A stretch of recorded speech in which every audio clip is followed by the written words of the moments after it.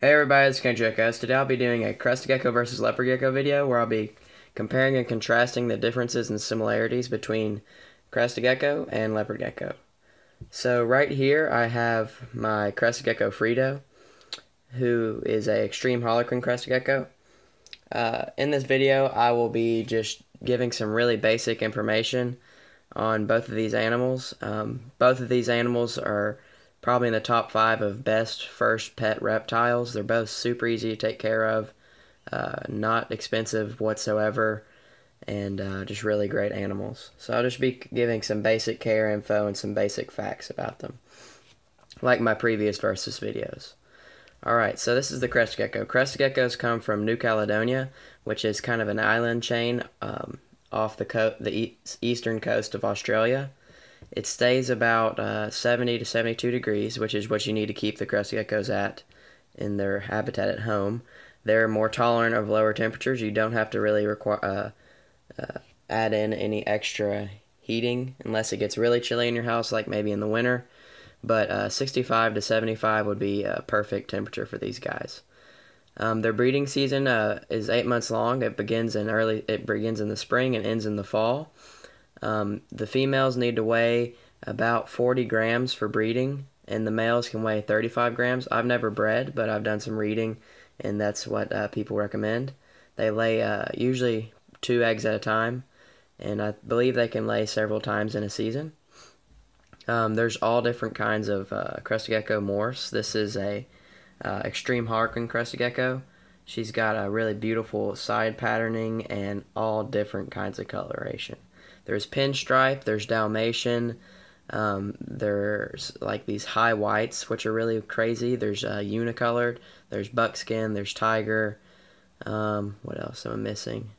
Halloween, which is like my Crested Gecko is a super Harlequin, I guess. Super Harlequin, extreme Harlequin, and then there's a Halloween that's just, the colors are just crazy. It's basically red and orange and black, just solid. It's insane. Crested Geckos, they're called Crested Geckos due to the crests, obviously, that run. Oops, he wants to turn off the camera. The crests that run down their flank. Let's see, right, as you can see right here, they're just little fleshy pieces of skin. I'm not really sure the reason that they're there. I'm not sure if it enhances their survival, but it is really pretty, and some breeders do specialize in trying to get more crest, so you can have a very Crested Gecko. I might have said a minute ago, but this is a female Crested Gecko. As you can tell, she doesn't have bulges, or a predominant bulge under her tail. A male would have huge hemipenes, is what's the more proper term for it. There would be more of a bulge down there. I've read that some people try to determine the sex of their Crested Gecko by looking at this little white prong. I'll try to focus on. But I've watched videos and read that breeders, that's not a reliable way of sexing your Crested Gecko. So, like I said, they need to be about 45 grams as an adult, and for breeding, I'm going to go ahead and weigh mine just for fun. See how much she weighs. I weighed her a couple days ago. Let's just see. She'll probably be around 55 grams to 60 grams. Let's just see how it is. 57. Awesome. That's good. So that's over 10 grams above breeding weight, which is something that I shoot for. I try to get all my geckos at breeding weight, even though I probably won't ever end up breeding them. But that's just what I shoot for. Alright, so I'm going to talk a little bit more about the care of these geckos. Oop. I can go ahead and talk about that. Handling them's pretty easy. They're super calm. She's a little stressed out right now, but this is my gecko that I'll give to my younger cousins to let them hold, because she's very, very soft, has very velvety skin, and she's generally doesn't jump away from them. I'm not sure what she's up to right now, but they're pretty easy to handle. Really great beginner pets, and I would trust a responsible child could hold these with no issue. Alright, so Crested Geckos are an arboreal species of gecko, which means they live in the trees, or live in the lower parts of the trees in the New Caledonian rainforests and forests. So make sure when you get them an aquarium, whether it's a like a fancy Exoterra or just a normal fish tank or a tub, make sure it's got more height than it does width, because these geckos like to climb vertically, and horizontal space isn't as important, but try to make it so they can have some room to jump across the tank, because at night you will hear occasionally them jumping from side to side, because they do like to explore at night, and space horizontally is important as well, but vertically is what you need to get. So 18 by 18 by 18 Exoterra, or 12 by 12 by 18, or 12 by 12 by 20, a 20-gallon tall tank. I don't know about tubs, but you can definitely find a tub that's pretty tall. Alright, so what else? Let's cover feeding. So these are fruit-eating geckos. They are omnivorous, though. I do like to vary her diet with crickets every once in a while. She's not the biggest cricket eater. Crested geckos are a little clumsy, and they're not the best hunters. They're not nearly as good as hunters as what I'm about to tell you about the leopard gecko, but they will eat crickets or dubia roaches or mealworms from time to time. That's just a great way to vary their diet. But as a main diet, I give them Pangaea, Crested Gecko diet. I'm going to go grab that right now. I've got two flavors with me. Let me just grab that real quick. Alright, so the flavor that I threw away the bag of the other flavor, but I'm feeding banana and apricot Pangaea fruit mix complete, as well as the insect mix, which has insect in the diet, which means supposedly you don't have to provide insects to them as much, but Frito likes this more, as you can tell by her intense stare at the bag. She really prefers the Pangaea fruit mix complete with banana and apricot, as opposed to the insect insect flavor. So, but my other fruit-eating geckos, they prefer the insect mix, so I have to do 2 batches each night. Alright guys, that pretty much covers the Crested Gecko. I don't want to make this video too long. I've covered housing. Oh, humidity. Humidity is important. I've covered temperature. I should cover humidity. So as I said, they're more from a temperate rainforest. I wouldn't call it just a hard-on, really humid, raining all the time rainforest. But I keep the humidity at 65 to 75%. So it is pretty humid in there, but it's not outrageous. You can spray. I spray her once a day, because her tank retains a lot of moisture, so I only have to spray her once a day. But in most other cages, you need to spray about twice a day. So I've covered food, I've covered housing, I've covered temperature, I've covered pricing. I've covered pricing at the beginning of the video. So if you have any extra questions about the Crested Gecko, please make sure to mention them in the comments below. So now I'm going to talk about the Leopard Gecko. Alright everybody, so now I'm going to begin talking about my Leopard Gecko Phoenix. So Leopard Geckos and Crested Geckos do have a lot of differences, obviously, from just seeing. If this is the first time you've seen a Leopard Gecko and that was the first time you've seen a Crested Gecko, physically they're almost totally different.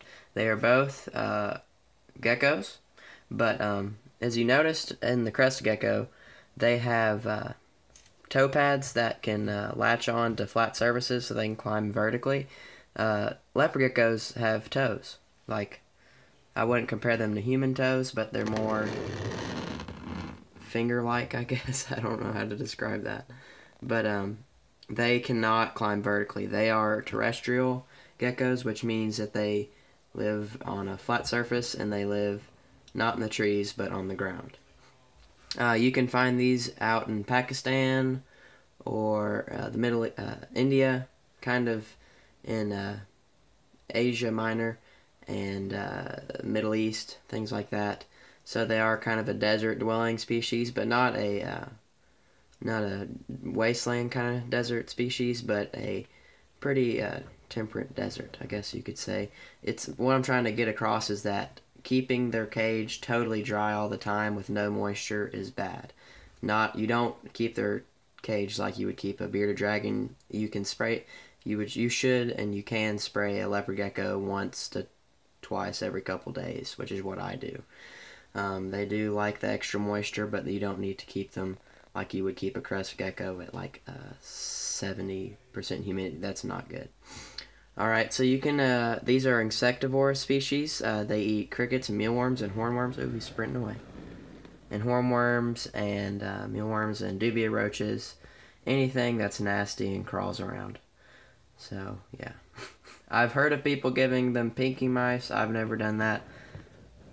I don't know how this could make scientific sense, but they say a pinky mouse can make your gecko aggressive. Personally, I don't know how that makes much sense. Maybe maybe I'm not smart enough to know. But they are insectivorous, and they do not eat Pangaea or any type of fruit. Oh, want to say hi? As you can tell, he's a little more rambunctious than my Crested Gecko. They do like to explore. They're not as easy to hold, but they're definitely not mean-hearted animals. They're super kind, and a child can hold these with no issue. Come here, buddy. So, like I was saying a minute ago, Crested Geckos have very velvety skin, while these Leopard Geckos, they have super bumpy textured skin. I believe that probably helps them travel through rocks and not scrape up their skin, and they stay real tough and retain a lot of moisture out in the desert of their home, where they come from. This is not what a Leopard Gecko's tail would generally look like. This is a regrown tail. Leopard Geckos do have the ability to regrow their tail. Crested Geckos do not. Gargoyle Geckos can, but I bought my Leopard Gecko with a regrown tail. He's about to have to get another one if he jumps off this table. Let's not do that. Okay, so there is tons of different types of Leopard Gecko morphs. There's striped, there's albino, there's raptor, there's apter, I believe. There's raptor and apter, and there's moon glow, I believe. Really kind of weird. There's rainwater, there's jungle, there's striped, there's red striped, there's enigma, there's tangerine albino, there's carrot tail. I'm not going to go on. As you can tell, there's tons and tons and tons of Leopard Gecko morphs and new beautiful Leopard Gecko colors and morphs being created each day, just like living art. So, the Leopard Gecko claws, they don't, I wouldn't call them hurt, but they are a little more, they're not very comfortable for them to be walking on bare skin. And if you get a Leopard Gecko on the fabric of your shirt, you're going to have an issue getting them off because they'll latch on hard. They have these really minuscule little claws. You can see it on this back toe. That they latch on there pretty good. It's pretty impressive. So, I'm going to talk about housing of Leopard Gecko. I used to keep mine in a 20-gallon long tank because horizontal space, that's a difference between the Crested Gecko and Leopard Gecko. Leopard Geckos prefer horizontal space, which means they live in a terrestrial plane. Make sure to include a lot of like stones and caves because this is where these guys like to hide, as opposed to a Crested Gecko that likes to hide in a cork hollow or a tube and vertically. Leopard Gecko wants to hide in like a cave that's set horizontally. So pretty cool. I don't keep their cages too humid, like I said a minute ago, but I do spray them down. I include a little bit of moss in their cage, not much, but a little bit. It really helps them shed when they have a little bit of humidity. You need to include a warm hide that doubles as a moist hide, and then a cool hide. You need to have a temperature gradients. So let's say this is the warm side and this is the cool side. Your gecko needs to be able to escape the warm side and go over to the cool side and know if he gets too hot, or go over to the warm side if he's getting kind of chilly. The Exoterra makes these wonderful cages, and that's the one that I keep him in right now. They're super, super deep, and they have a lot of horizontal space, and it lacks vertical space. You're going to get a really good shot of Phoenix's privates right here. If you're wondering, he is a male. You probably know it by now. Like I was saying, they need to be able to escape heat if they're getting overheated. I keep my gecko, he's on my fabric of my shirt, so this might be a while before he gets back. I keep my Leopard Gecko at 85 to 90 degrees at the warm side, and then it cools off to room temperature on the cool side.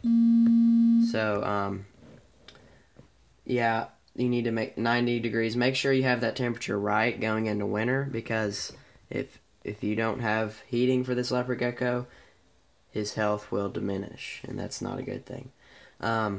I exclusively heat my leopard gecko and my African fat-tailed gecko and my tomato frog and my Leachionis gecko with a heat pad.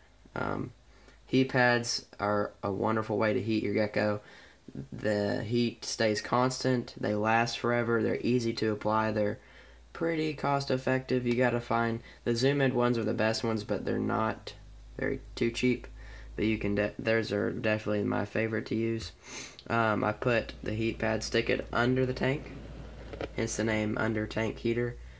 Get it? I stick it under the tank on the warm side, and that's what the warm hide becomes. This is how leopard geckos digest their food. The heat helps their bellies digest all that food. So that's how that gets done. Alright, what else should I cover?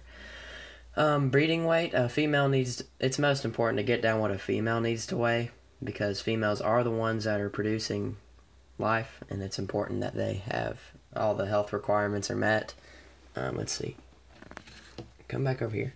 So Phoenix is a really big boy. At one time he was 90 grams. I think he's about 85 right now. If he'll stay still enough, I'll try to weigh him. Let's see. And their breeding season, if you live like in the northern hemisphere, which most of my audience does,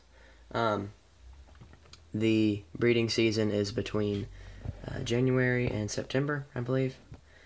And a good way to breed both of these geckos is to have like one male and two females, in case that they dislike one female. If the male doesn't approve of one female, or one female doesn't approve of the male, they got a second option. Alright, you want to get off my shirt, buddy? Just for a moment, I want to see how fat you are. This might not actually go down. Alright. Okay. On there. Alright, real quick. No, I put it on too quickly. Oh. Sorry guys, this is kind of embarrassing. Now we're ready. So I'm going to predict 85 grams. 84 grams, I was 1 gram off. So he is definitely a healthy weight. A male does not have to weigh this much to produce viable offspring. They become sexually mature after a year, I believe, and females, I would recommend getting them at 45 grams. Alright guys, so that pretty much covers up everything. Both of these animals are super easy to take care of. If you have any additional, like, more in-depth questions, please put them in the comments below, guys. Thank you so much for watching. I hope you enjoyed this video. Make sure to like, comment, subscribe. I'll see you on the next one. This is Crested Geckos. Bye.